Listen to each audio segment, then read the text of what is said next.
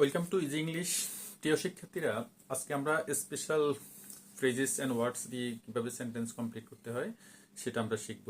আজকে আমরা ঢাকা বোর্ড 2024 সে একটা প্রশ্ন নিয়ে আলোচনা করব। এই ক্ষেত্রে বক্সে যে ফ্রেজগুলা বা ওয়ার্ডসগুলো দেওয়া থাকে সেগুলোর বাংলা বুঝলে এবং যে সেন্টেন্সগুলো দেওয়া থাকে সেগুলোর বাংলা অর্থ বুঝলে এবং কিছু নিয়ম কানুন আছে সেটা জানলে এখানে সহজেই 5 মার্ক পাওয়া যায়। তাহলে দেখা যাক। এখানে বক্সে প্রথমে দেওয়া আছে হোয়াট ডাজ লুক লাইক। কি হোয়াট ডাজ লুক লাইক হচ্ছে কোনো কিছুর বাহ্যিক বিবরণ যখন আমরা দিই বা চেহারা কেমন, তখন আমরা হোয়াট ডাজ লুক লাইক ব্যবহার করি। এরপর যে ফ্রেজটা সেটা হচ্ছে হোয়াট ইফ। হোয়াট ইফ হচ্ছে এটা একটা ফ্রেজ যেটা অতীত বা ভবিষ্যতের কোনো কিছু ভয় বোঝায়। যেমন আমি যদি এই কাজটা করতাম কেমন হতো, যদি পরীক্ষা দিয়েছি যদি ফেল করি তাহলে কি হবে, আমি এই গাড়িটাতে ছিলাম, গাড়িটা কিছু দূর যাওয়ার পরে অ্যাক্সিডেন্ট করেছে, আমি যদি থাকতাম তাহলে কি হতো, আমিও অ্যাক্সিডেন্টে পড়তাম। এই ধরনের কিছুর ক্ষেত্রে হোয়াট ইফ ব্যবহার করা হয়। এরপর হচ্ছে উড রেদার। এখানে উড রেদার এবং হ্যাড বেটার এই দুটো ফ্রেজের একই অর্থ, বাংলা অর্থ হচ্ছে বরং ভালো।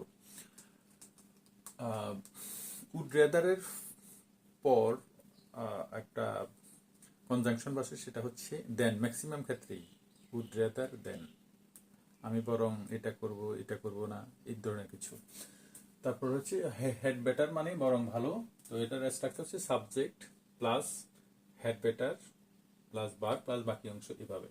এরপর হচ্ছে ওয়াজ বর্ন। এটা খুব সহজ, যে কোনো ব্যক্তি কখন জন্মগ্রহণ করেছে সাবজেক্টের পরেই এই কথাটা লেখা হয়। এরপর হচ্ছে লেট অ্যালোন। লেট অ্যালোনের বাংলা অর্থ হচ্ছে প্রশ্নই আসে না। যেমন একটা বাংলা যদি আমরা এক্সাম্পল বলি যে সে পরীক্ষা দিয়েছে পাশই করবে না, এ প্লাস অর্থ প্রশ্নই আসে না, এটা হচ্ছে লেট অ্যালোন। তারপর হচ্ছে অ্যাজ ইফ। অ্যাজ ইফ হচ্ছে যেন।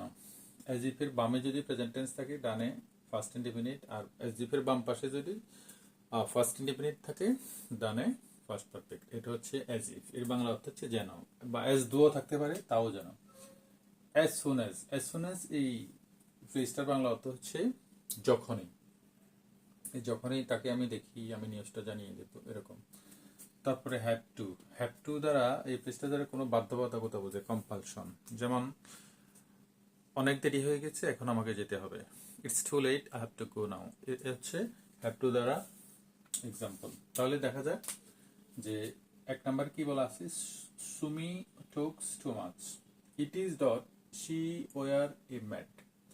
যে সুমি বেশি কথা বলে, যে যে মনে হয় যেন সে একটা পাগল, তাহলে যেন, তাহলে আমরা এই নাম্বারের অ্যান্সারটা কি লিখবো, অ্যাজ ইফ। ঠিক আছে, অ্যান্সার। তারপরে বি নাম্বার হচ্ছে can anyone tell me an elephant dot I have never seen an elephant. যে কেউ কি বলতে পারবে একটা হাতি দেখতে কেমন, মানে এর বাহ্যিক চেহারা আকৃতিটা কেমন। তাহলে হোয়াট ডাজ লুক লাইক।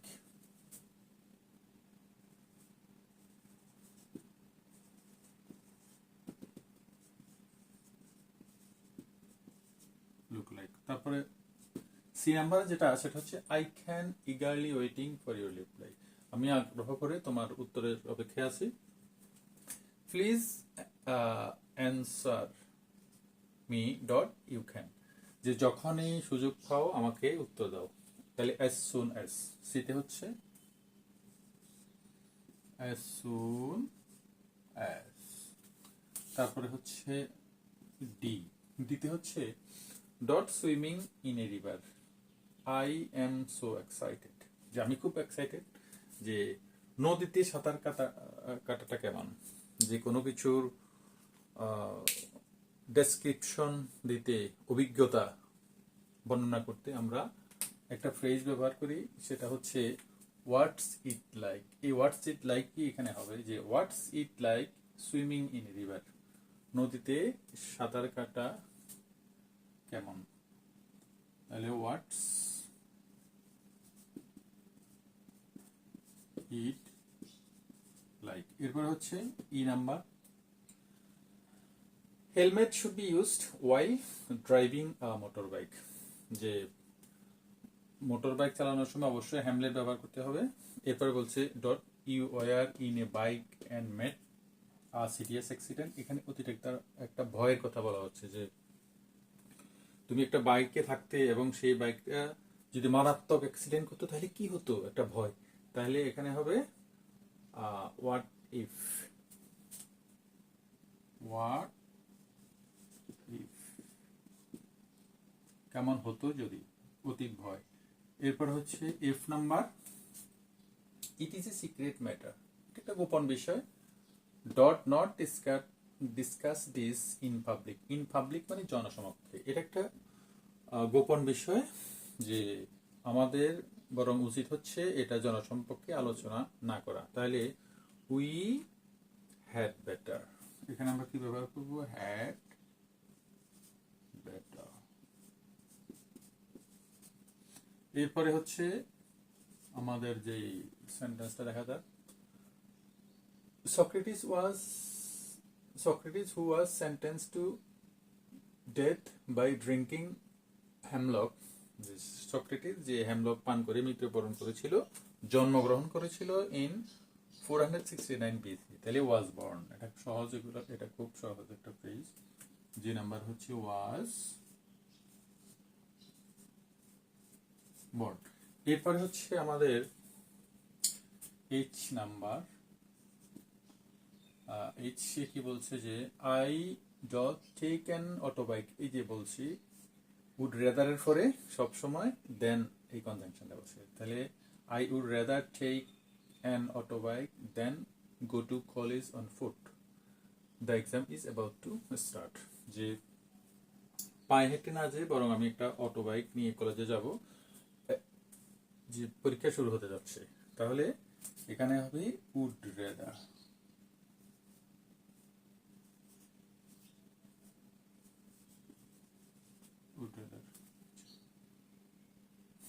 তারপরে আই নাম্বার বলছে sometime we dot accept something unwillingly for the sake of piece. মাঝে মাঝে আমাদেরকে যে কোনো কিছু গ্রহণ করতে হয় শান্তির জন্য। তাহলে এখানে have to,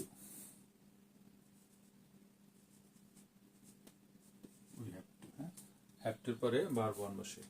sometimes we have to accept something unwillingly for the sake of piece. For the sake of মানে জন্যে বা খাতিরে, কখনো কখনো যে শান্তির খাতিরে আমাদেরকে অনিচ্ছাকৃত সত্ত্বেও কিছু গ্রহণ করতে হয়।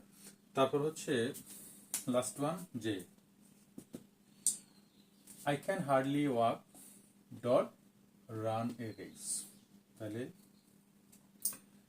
আমি প্রায় হাঁটতেই পারি না, হার্ডলি নেগেটিভ করতে ব্যবহার করা হয়, প্রায় পারি না, আই ক্যান হার্ডলি ওয়াক, আমি প্রায় হাঁটতেই পারি না, যে রান এ রেস, দৌড়ানির তো প্রশ্নই আসে না। তাহলে প্রশ্নই আসে না মানে এই যে এই প্লেসটা লেট অ্যালোন, তাহলে লেট অ্যালোন। এখানে যেমন এই বক্সে যে প্লেসগুলা দেওয়া আছে, এখান থেকে দেখবা যে ম্যাক্সিমাম তোমার এইচএসসি এবং আলিম পরীক্ষায় আসবে। তো এখানে একটু মনোযোগ দিলে কোন প্লেসগুলো আসছে এবং যে সেন্টেন্সগুলো এখানে দেওয়া থাকে সেগুলার একটু বাংলা যদি বোঝা যায় তাহলে এখানে 5-এ 5 পাওয়া যায়। তাহলে প্রিয় শিক্ষার্থীরা, আশা রাখি এখান থেকে কিছু শিখেছ। যদি এই সংক্রান্ত যে ওয়ার্ড ফ্রেজ দিয়ে সেন্টেন্স গঠন করতে কনফিউজিং মনে হয় তাহলে কমেন্টে জানাবে।